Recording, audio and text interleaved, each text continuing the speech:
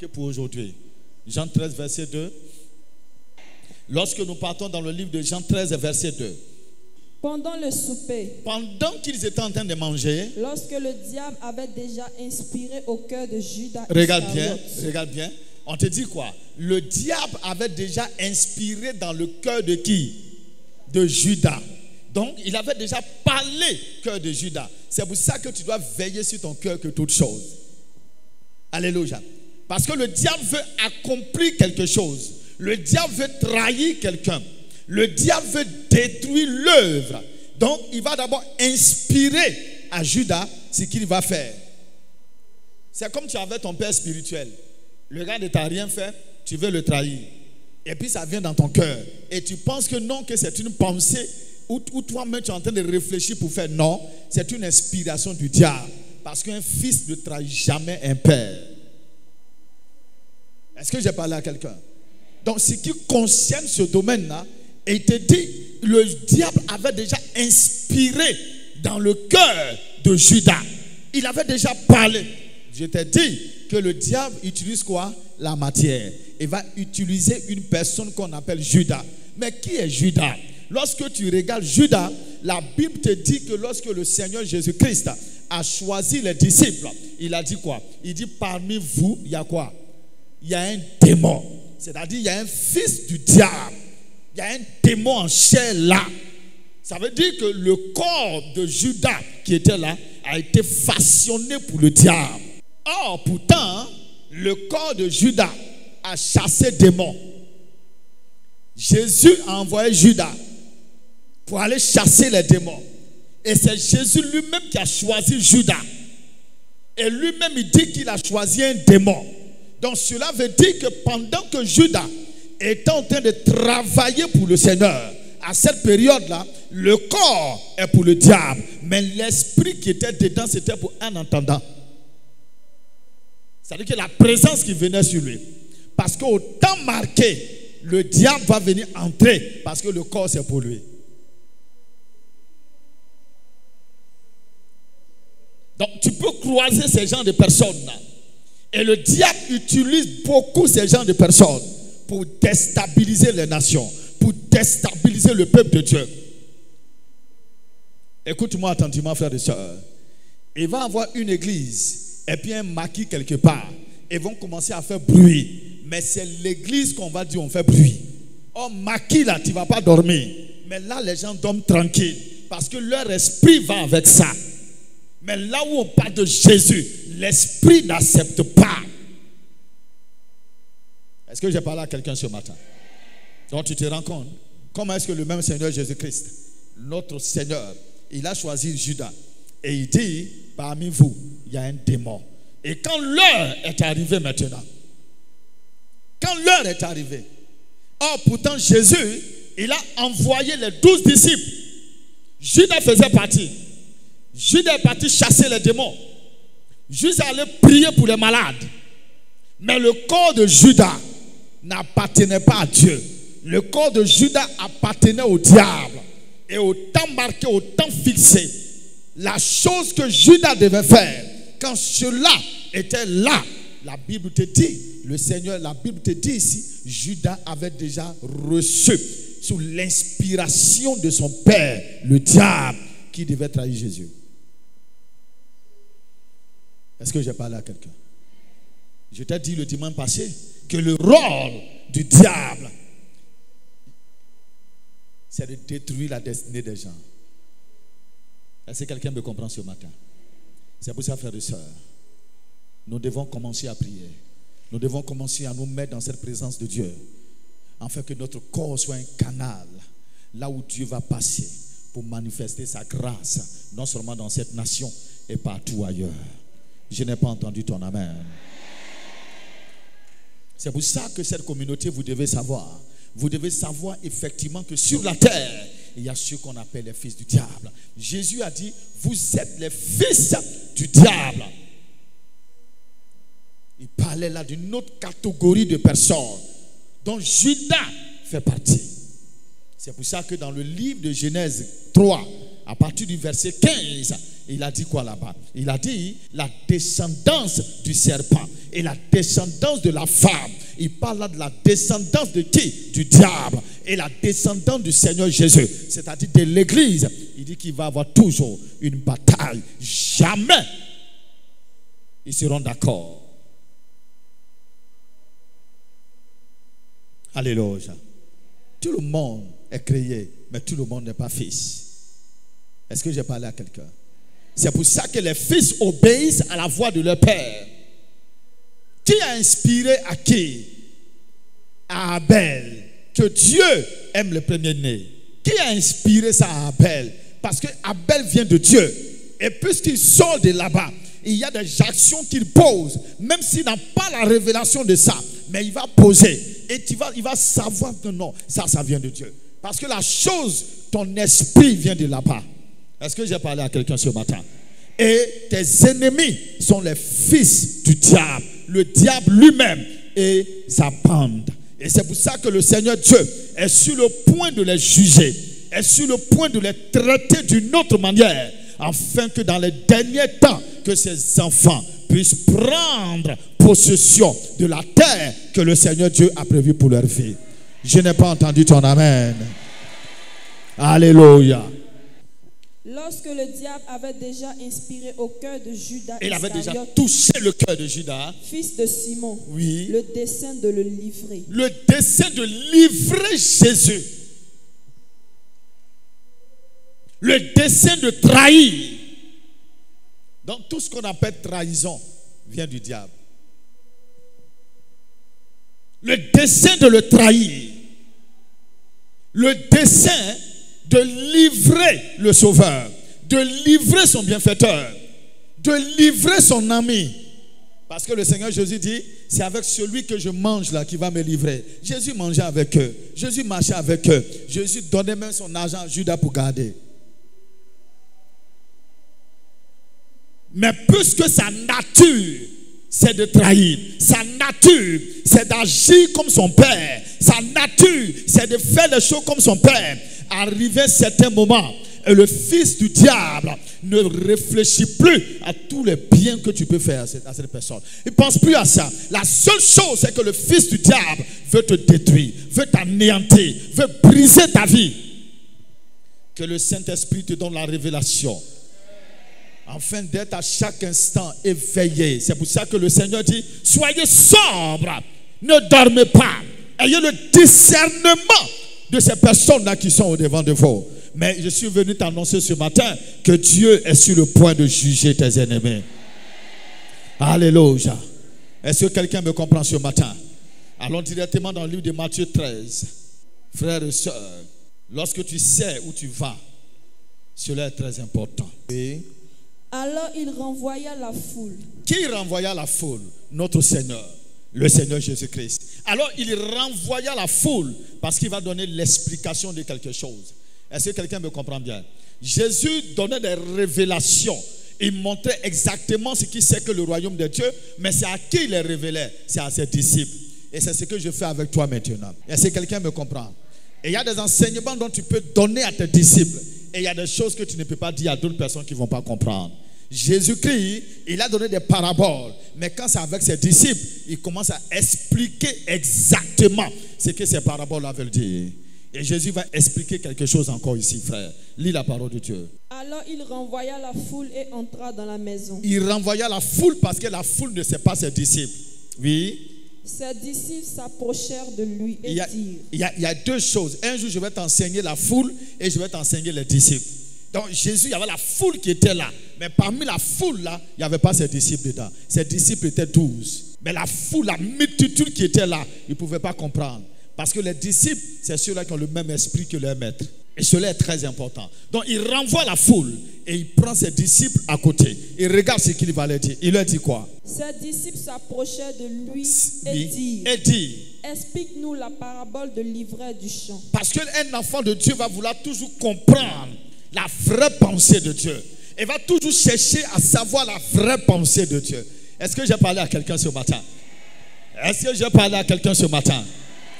Est-ce que ton Père Céleste est prêt pour déstabiliser le camp des ennemis? Est-ce que quelqu'un me comprend? Lis la parole de Dieu. Il répondit, celui qui sème la bonne sémence, il dit, celui qui sème la bonne sémence, c'est le Fils de l'homme. Il dit, celui qui sème la bonne sémence, c'est le Fils de l'homme. Oui. Le champ, c'est le monde. Donc il dit, Jésus qui est le Fils de l'homme, toi qui es le Fils de l'homme, il dit maintenant le champ, c'est quoi? Le monde. Donc Jésus vient et commence à prêcher dans le monde. Comme nous prêchons, écoutez-moi attentivement. C'est pour ça que tu vas aller annoncer l'évangile et tu vas penser que tout le monde va accepter l'évangile. Non, il y a des fils du malin là-bas. Ils ne peuvent pas accepter l'évangile. Ou bien même s'ils viennent dans l'église, ils vont vouloir faire perdre les enfants de Dieu. Eux, c'est leur rôle. Les choses spirituelles, ce n'est pas du jeu. Alors Jésus lui a dit quoi? Il a dit, le champ, c'est le monde. Le champ, c'est le monde. La bonne sémence. La bonne ce sémence. sont les fils du royaume. Il dit ce sont les fils. Regarde bien. Il dit ce sont quoi? Les fils du royaume. Il dit quoi? Les fils du royaume. Suis attentivement. Les fils du royaume. Les fils de Dieu. Et il dit quoi encore? Livrés. Ce sont les fils du malin. Ah bon? Donc dans le monde, il y a les fils du Dieu vivant. Et il y a les fils de qui? Du malin. Parce que ton ami, même tu ne sais pas s'il est fils du malin.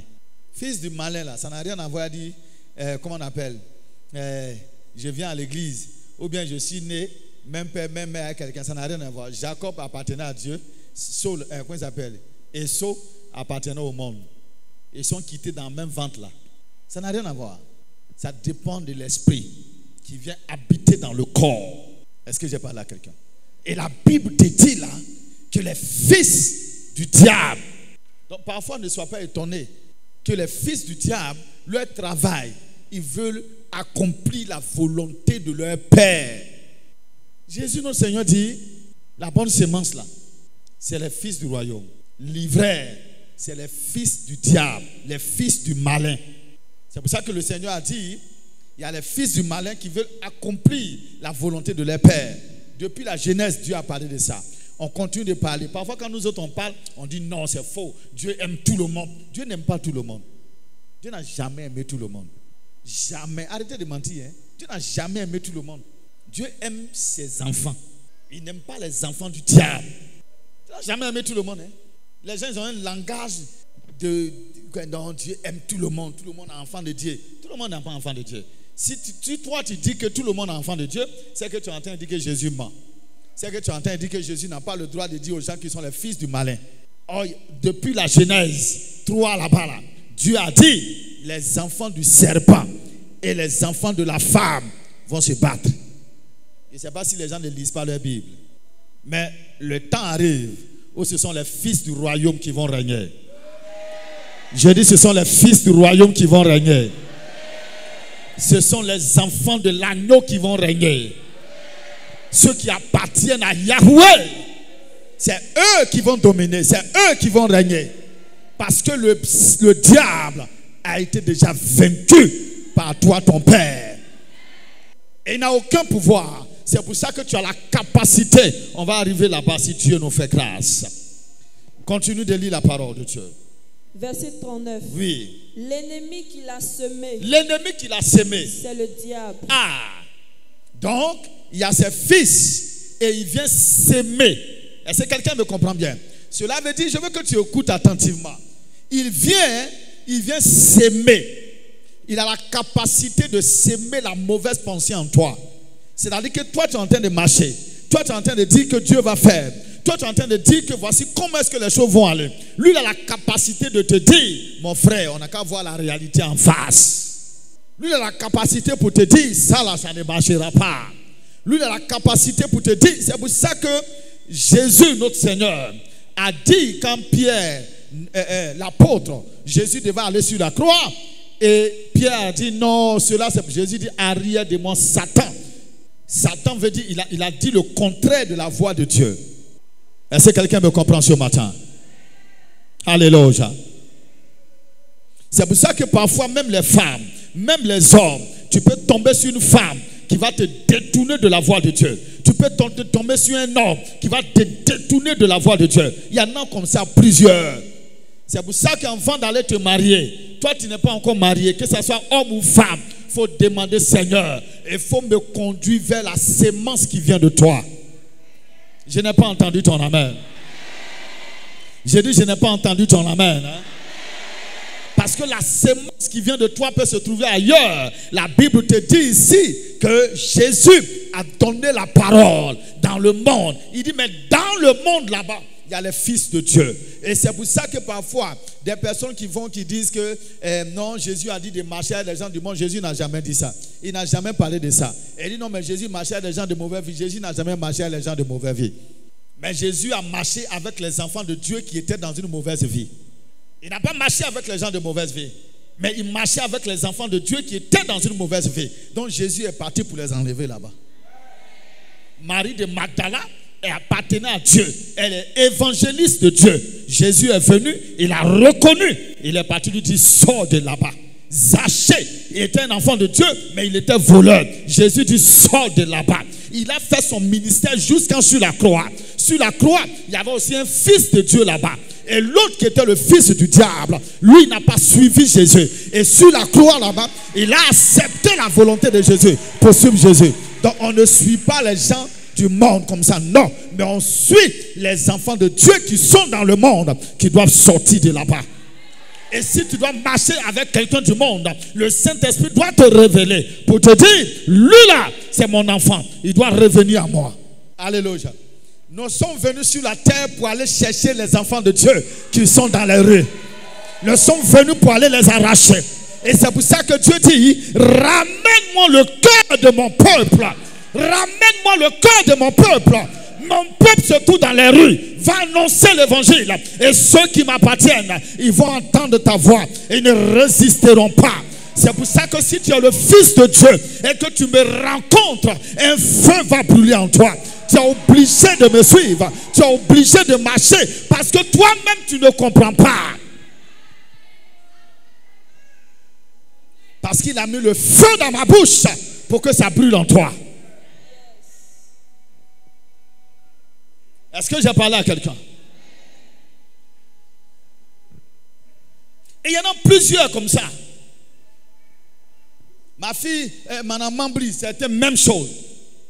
Je lui ai dit, lui, il sera même peut-être plus zélé que toi. Et fais attention, parce qu'il sera plus que toi. Elle dit, ah papa, que Dieu n'a qu'à faire. Il dit, il a déjà fait, ma fille. Parfois, il vient, quand il retourne, il a dit, papa, oui, il a dit, il est venu déposer, il est parti. Il a dit, laisse. Lui, quand il va rentrer, laisse-le seulement croiser l'aigle. Il y a une seule chose que tu dois savoir. Un fils de Dieu. C'est pour ça que David dit, et de ceux qui sont de Dieu, quand ils me voient, ils sont dans la joie. Parce que ton esprit doit être dans la joie quand tu vois un enfant de Dieu. Et l'esprit qui n'est pas en joie ne vient pas de Dieu. Parce que ce qui ne vient pas de Dieu ne peut pas aimer ce qui vient de Dieu. C'est pour ça, frères et sœurs, nous avons l'ennemi qui veut nous arracher de la maison de Dieu. N'acceptons pas cela. C'est pour ça qu'il y a des mauvaises pensées qui viennent en toi. Chasse-les. Qu'il y a des choses qui viennent en toi. Chasse-les. Dis non, moi j'appartiens à Dieu. Dieu est sur le point de présenter ses enfants. Et les enfants de Dieu ont leur manière de vivre, ont leur manière de s'habiller, ont leur manière de parler, ont leur manière de manger. Écoutez-moi, dans le royaume de tout un chacun, il y a des règles. Et c'est pour ça que je t'encourage à être là les mercredis, pour comprendre, pour que tu puisses opérer dans le royaume de ton Père. Est-ce que quelqu'un me comprend ce matin? Les fils de l'homme, les fils du Dieu vivant vont se révéler partout. Je vous dis la vérité. Tu auras toujours la victoire. Parce que les enfants de Dieu ne jouent jamais. Oh, je n'ai pas entendu ton amen. Écoute-moi attentivement. Ce que toi tu peux appeler la défaite d'un enfant de Dieu, ce n'est rien d'autre qu'un temps d'enseignement. Un temps d'enseignement. L'échec est nécessaire. Et lorsque cela arrive, c'est pour t'apprendre quelque chose. Est-ce que j'ai parlé à quelqu'un? Alléluia. Il dit, l'ennemi qui l'a sémé, c'est le diable. La moisson, c'est la fin du monde. Les moissonneurs, ce sont les anges. Ce sont les anges. Et les anges de Dieu sont descendus afin d'annoncer la parole du Créateur pour récupérer ceux-là qui sont pour lui. Alléluia. Alléluia. C'est pour ça, frère, je suis venu ce matin t'annoncer la bonne nouvelle. La bonne nouvelle, c'est que les enfants du diable n'auront jamais la victoire sur toi. Je n'ai pas entendu ton amen. Hein? Le diable et ses agents n'auront jamais la victoire sur toi. Celui qui me donne un amen vitaminé, c'est que c'est de toi que je parle.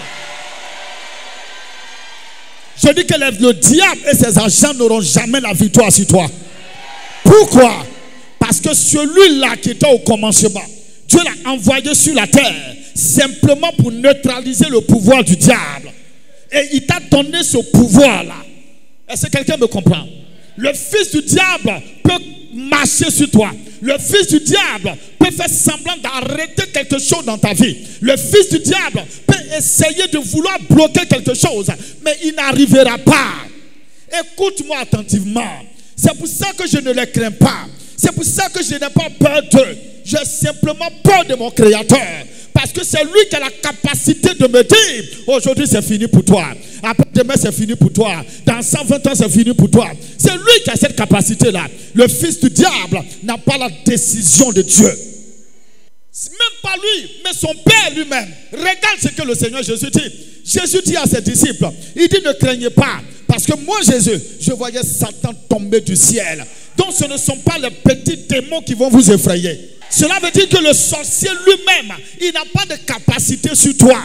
Parce que celui toi qui te gouverne, écoutez, chacun a son patron. Et c'est le patron de l'autre qui donne un pouvoir à l'autre. Toi tu récupères ton pouvoir chez Dieu. Lui il récupère son pouvoir chez le diable. Or la Bible te dit que le Seigneur Dieu, Jésus, a déjà vaincu le diable. Il a arraché son pouvoir. C'est pour ça qu'il t'a donné la capacité de dominer, de régner. Le fils du diable peut faire des plans pour t'anéantir. Mais ces plans n'arriveront jamais. Parce qu'il y a quelque chose qu'il ne va pas connaître. Est-ce que je peux te dire quelque chose? Est-ce que je peux t'annoncer quelque chose? Est-ce que je peux parler de quelque chose? Est-ce que je peux te dire quelque chose? Même au ciel, pendant que Satan était en train de combattre, Satan n'a pas vu Jésus. Satan a combattu avec les anges. Mais il n'a jamais su qu'il y avait quelqu'un qu'on appelait Jésus. Parce que Jésus, on ne le voyait pas. Mais il était caché dans les entrailles de papa. Il ne peut pas le voir. Dieu avait déjà brisé le pouvoir de Satan depuis le ciel. C'est Michael qui a combattu. Mais Jésus était dans le sein. Il n'était pas encore sorti. C'est pour ça que dans le ventre de son père, aïe, aïe, aïe, aïe, aïe, aïe, aïe, aïe, aïe, sur le trône de son père, il dit qu'il a dit à papa, je vais descendre. Il dit, tu es prêt maintenant? Il dit, oui papa, je vais descendre. Il dit, mais l'autre, il dit, non, mais tu m'as caché. Il ne me connaît pas. Il ne m'a jamais vu. Donc quand il est descendu sur la terre, Satan ne savait pas que c'était lui. S'il savait, il n'allait jamais dire à Judas, ils vont envoyer tes places sur la croix.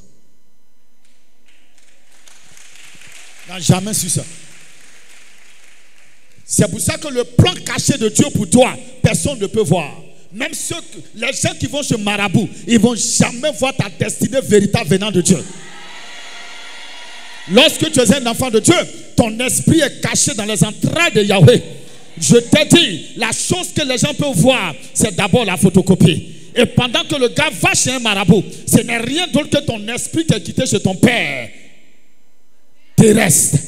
Et ce qui vient de ton Père céleste, il ne peut jamais voir cela. Parce que cela va se manifester lorsque tu vas accepter Jésus comme ton Seigneur et ton Sauveur personnel. C'est pour ça qu'on parle de la nouvelle création. On te dit que quelque chose qui n'a jamais existé sur la terre. La nouvelle création n'a jamais existé sur la terre. N'a jamais vu la terre. La nouvelle création est dans les entrailles de papa. Et quand tu acceptes Jésus comme ton Seigneur et ton Sauveur personnel, lui il vient, il entre et on enlève ce qui n'est pas bon. Alors quand le monde satanique te regarde, le monde satanique ne te reconnaît plus. Et il va commencer à se poser la question. Mais à quel moment lui est devenu serviteur de Dieu? À quel moment celle-là, elle est mariée? À quel moment lui est devenu homme d'affaires? Ils vont regarder dans les Canaries, c'est écrit là-bas, enfant de Zouzou Bébé. mais on ne voit pas là-bas. On regarde l'esprit d'enfant de Zouzou Bébé, on dit, mais on a déjà attaché tous les enfants Zouzou Bébé, mais lui là, il vient d'où? Parce que c'est le corps qui est là. Et l'esprit rataka parasata pralia, il vient à l'intérieur de toi. À ce moment-là, aucune personne ne peut voir. C'est pour ça que l'apôtre Paul dit, lorsqu'on est en Christ, les choses anciennes sont passées et toutes choses sont devenues nouvelles maintenant. Qui? C'est la nouvelle création. L'esprit qui vient du Père, celui qu'on appelle l'esprit fils. C'est lui là qu'on appelle fils. C'est lui qu'on dit, lui, il ne peut jamais pécher. C'est lui qu'on dit, lui, il ne peut jamais être malade. C'est de lui qu'on parle. Et c'est lui qui est maintenant en toi. Et c'est toi-même qui es là. C'est pour ça. Et c'est là-bas qu'il y a l'autorité. Est-ce que j'ai parlé à quelqu'un ce matin? Dans le livre de Luc 1, verset 71. Les fils du diable, ce n'est pas eux qui vont t'humilier. C'est leur travail. Mais ça ne restera pas longtemps. Les ténèbres ne régneront pas longtemps. Dis avec moi, les ténèbres ne régneront pas toujours. Alléluia. Alors ne les vois pas. Non. Ils ont une belle maison. Dis, oh, n'en vis pas. Dieu a dit, elle a dit à Abraham, il dit, ton fils Ismaël là, il va hériter les choses de la terre. Mais ce qui concerne le céleste, il ne va pas avoir ça. C'est pour ça qu'il a dit à Abraham, il dit, chasse le fils de l'esclave. Parce que son enfant n'héritera pas. Donc, Abraham a donné certaines choses. Mais Isaac a hérité non seulement la terre et le ciel. Et toi, tu vas hériter non seulement la terre et le ciel. N'envie pas ceux qui ont des pétrodollars. Toi, tu as pétrocéleste. Est-ce que j'ai parlé à quelqu'un ce matin? Ne marche pas avec des gens, tu vas dire, ah, mais lui là même là, il fait yoku, il fait ça et puis lui, il prospère. Non, toi, ta prospérité au-dessus de ça. Lorsque pour toi va se déclencher, on ne pourra pas l'arrêter. Ah, j'ai dit, on ne pourra pas l'arrêter. Alléluia. Maman. Je le sens. Je le sens. Et quelque chose se passe à moi, frère. Il y a une seule chose que tu dois comprendre. Le fils du diable ne peut pas. On dit, il va te mordre le talon. Il dit, mais toi, tu vas écraser sa tête. Tu vas prendre le dessus. Et les enfants de tes enfants, de tes enfants, de tes enfants, de tes enfants, de tes enfants, de tes enfants, ils vont prendre le dessus. Même si parmi tous tes enfants, parce qu'on ne sait jamais, il faut prier pour ne jamais qu'il y ait un Judas dans ton ventre. On dit, Seigneur, ça là, il ne veut pas. Pas me donner un Judas. Tu n'as jamais vu des enfants qui naissent, qui tuent leur papa. Ils tuent leur maman. Est-ce que j'ai parlé à quelqu'un ce matin? Dieu est sur le point de te positionner. J'ai dit, tes ennemis seront jugés. De gré ou de... Il dit, une main puissante.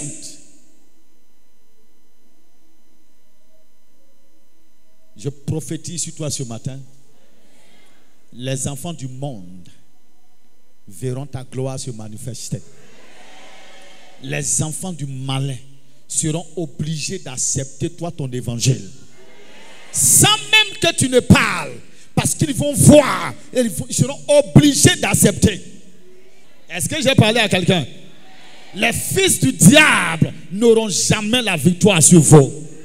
Oh, donne-moi un amen vitaminé. Encouragement dans l'onction. Alléluia. On ne veut plus les situations. Non, nous on veut parler. Et puis les choses, c'est ça en fait. Nous sommes arrivés dans une période où les enfants de Dieu, vous devez régner. Vous devez établir. Tu n'as pas vu que la Bible dit que le Seigneur Jésus va venir établir son royaume sur la terre. Il va venir établir son royaume. Et avec ses enfants. Avec ses enfants. Mais les enfants du diable vont aller chez le diable. Dis-moi, je ne suis pas un enfant du diable. Oh, dis-le bien. Dis, je ne suis pas un enfant du diable. Et je ne serai pas utilisé par le diable. Alléluia. Oh, lève-toi et donne-moi un amen.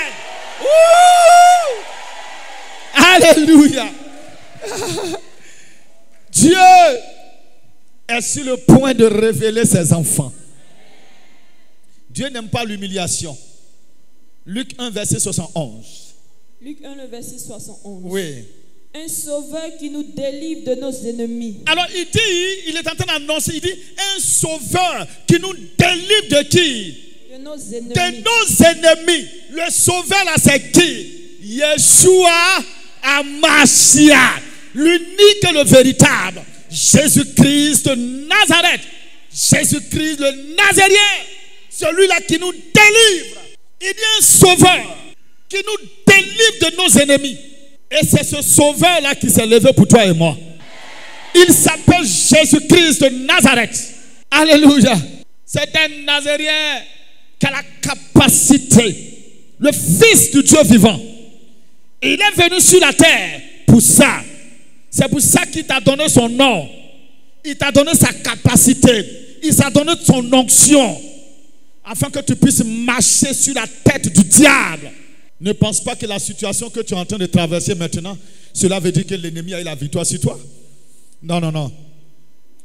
Écoutez, l'ennemi ne peut jamais te vaincre. La personne qui peut se détruire, c'est toi-même.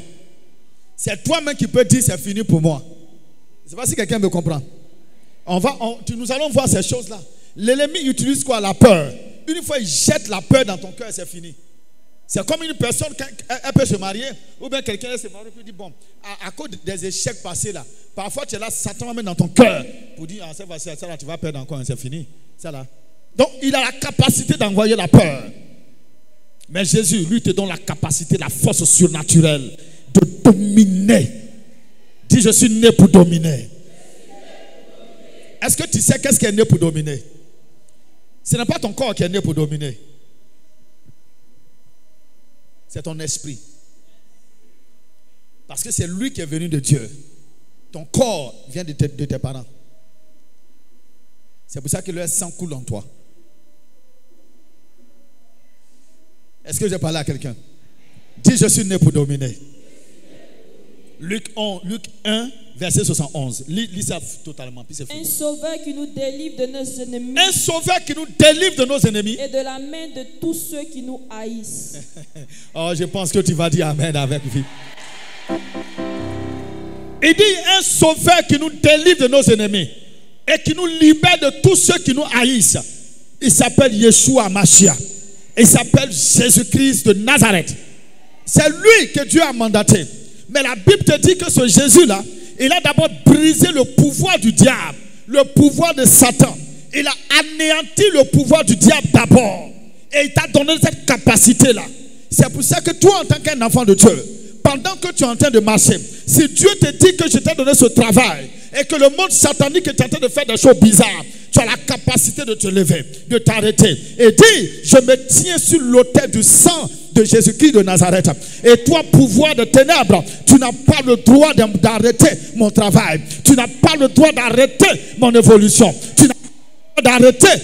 Écoute-moi, là où Dieu m'a mis, tu as la capacité de faire cela. C'est lui qui t'a donné ce droit. C'est lui qui t'a donné cette capacité surnaturelle. Et c'est pourquoi que Jésus dit, il dit, je t'ai donné le pouvoir de marcher sur les serpents et les scorpions. Et sur toute la puissance de l'ennemi. Et il dit quoi? Rien ne peut te nuire. Rien ne peut te nuire. Il n'a pas dit que lorsque tu vas marcher et quelque chose va t'arriver. Il dit sur le serpent, scorpion, il y a des venins. Scorpion à venin, serpent à venin. Il dit même quand tu vas marcher dessus, même s'il essaie de te piquer, le venin ne pourra pas monter. Le venin va entrer, mais le venin sera obligé de ressortir. Pourquoi? Parce qu'à l'intérieur de toi, il y a la capacité surnaturelle de Dieu de neutraliser le pouvoir de... Et cette chose est à l'intérieur de toi. C'est pour ça qu'il t'a donné ce pouvoir. Tu es le fils de Dieu vivant. Je dis, tu es le fils de Dieu vivant. Prends possession de ce qui t'appartient. Prends possession de ce qui t'appartient. Prends possession de ta maison. Prends possession de ton travail. Prends possession de ta santé. Prends possession de tes activités. Prends possession de ta promotion. Prends possession de ton élévation. Il t'a donné la capacité, le pouvoir. Le fils du diable ne te terrassera jamais. Il ne va pas te terrasser. Il peut t'envoyer en exil. Il peut t'envoyer partout. Il peut t'envoyer partout. Il peut t'enfermer. Il peut faire tout ce qu'il veut. Mais il ne pourra pas. Tu es né pour régner. Tu es né pour manifester la gloire de ton Dieu. La seule chose que Dieu te demande, va avec l'humilité dans sa présence et reconnais tes erreurs. Et dis-lui simplement, Seigneur, je sais que j'ai faussé contre toi. Viens m'aider. Est-ce que j'ai parlé à quelqu'un ce matin? Il dit, le Sauveur est celui-là qui peut t'aider. Tiens-toi debout.